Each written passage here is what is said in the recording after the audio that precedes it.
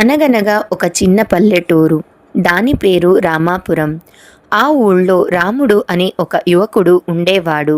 రాముడికి డిగ్రీ పూర్తయినా ఉద్యోగం దొరకలేదు. పట్నంలో ఎంత ప్రయత్నించినా లాభం లేక చివరికి నిరాశగా ఊరికి తిరిగి వచ్చాడు. రాముడికి ఒక మంచి స్నేహితుడు ఉన్నాడు. అతని పేరు రవి. రవి కూడా చదువుకున్నవాడే కానీ ఎప్పుడూ ప్రతికూలంగా ఆలోచించేవాడు.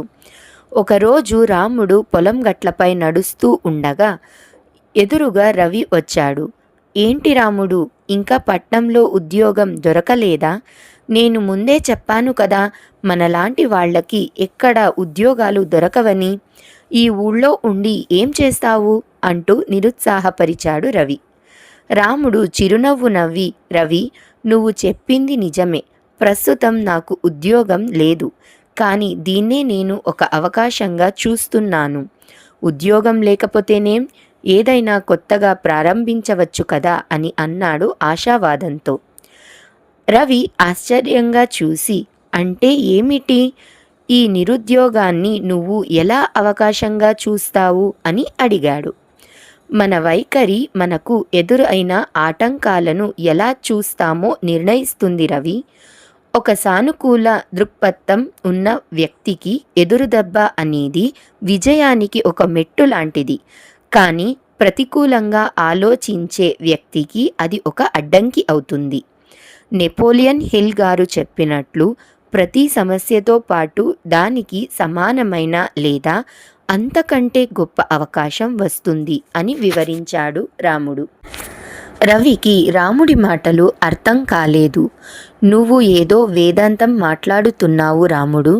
ఆకలితో ఉన్నవాడికి వేదాంతం అక్కర్లేదు, అన్నం కావాలి అన్నాడు విసుగ్గా. రాముడు రవి మాటలను పట్టించుకోకుండా ఊళ్ళోని పెద్ద రైతు నాగేశ్వరరావు గారిని కలిశాడు. మావయ్య, నాకు ఉద్యోగం దొరకలేదు, కానీ నాకు వ్యవసాయం మీద ఆసక్తి ఉంది. మీ పొలంలో పనిచేస్తూ కొత్త పద్ధతులు నేర్చుకోవాలని ఉంది అని చెప్పాడు. నాగేశ్వరరావు, సీతమ్మ రాముడి సంకల్పాన్ని చూసి సంతోషించారు. తప్పకుండా నాయనా, నీకు నేర్చుకోవాలనే తపన ఉంది. మాకున్న అనుభవాన్ని నీకు పంచుతాము అని హామీ ఇచ్చారు. రాముడు నాగేశ్వరరావు పొలంలో కష్టపడి పనిచేయడం మొదలుపెట్టాడు. రసాయనాలు వాడకుండా సేంద్రియ వ్యవసాయ పద్ధతులు నేర్చుకున్నాడు. గ్రామస్తులకు ఈ పద్ధతుల గురించి వివరించాడు. మొదట్లో ఎవరూ రాముడి మాటలను నమ్మలేదు. ఇప్పటి వరకు పండిస్తున్నదే సరిగ్గా లేదంటే ఈ కొత్త పద్ధతులు ఎక్కడ పనిచేస్తాయి అంటూ రవి లాంటి వాళ్ళు హేళన చేశారు. కానీ రాముడు నిరుత్సాహపడలేదు. తన కష్టాన్ని నమ్ముకున్నాడు. తక్కువ పెట్టుబడితో ఎక్కువ దిగుబడి సాధించే మార్గాలను కనుగొన్నాడు. నాగేశ్వరరావు గారి సహాయంతో కొన్ని పంటలకు ప్రభుత్వ రాయితీలు కూడా పొందాడు. రాముడి పొలంలో పండిన పంటలు నాణ్యంగా, రుచిగా ఉండడంతో వాటికి మార్కెట్లో మంచి గిరాకీ ఏర్పడింది. కొద్ది కాలంలోనే రాముడు ఒక విజయవంతమైన యువ రైతుగా ఎదిగాడు.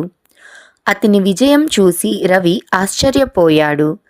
ఒకరోజు రవి రాముడి దగ్గరికి వచ్చి, రాముడు, నిన్ను నేను ఎప్పుడూ తక్కువ అంచనా వేశాను. నీ ఆశావాదం, నీ కృషి నిన్ను ఇంత దూరం తీసుకొచ్చాయి. నిజంగా నువ్వు చెప్పింది నిజమే. ప్రతి సమస్యలోనూ ఒక అవకాశం దాగి ఉంటుందని ఇప్పుడు నాకు అర్థమయ్యింది అన్నాడు సిగ్గుపడుతూ. రాముడు చిరునవ్వు నవ్వి, రవి, ఇప్పుడు నీకు అర్థమైతే చాలు. ప్రతికూల ఆలోచనలతో మనం ఎప్పుడు ముందుకు వెళ్ళలేము. ఆశావాదమే మనకు దారి చూపిస్తుంది. ఒక ఎదురు దెబ్బ వచ్చినప్పుడు కుంగిపోకుండా దాన్ని ఒక అవకాశంగా మార్చుకోవడమే మన చేతుల్లో ఉంటుంది అని చెప్పాడు.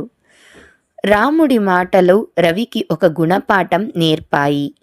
ఆ రోజు నుండి రవి కూడా తన ప్రతికూల ఆలోచనలను పక్కన పెట్టి సానుకూల దృక్పథంతో జీవితాన్ని చూడటం మొదలుపెట్టాడు.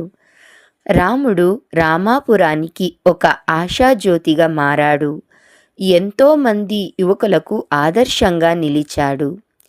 ఈ కథ ద్వారా మన వైఖరి మన భవిష్యత్తును ఎలా ప్రభావితం చేస్తుందో, ఒక ఎదురు దెబ్బను కూడా విజయానికి సోపానంగా ఎలా మార్చుకోవచ్చో అర్థమవుతుంది.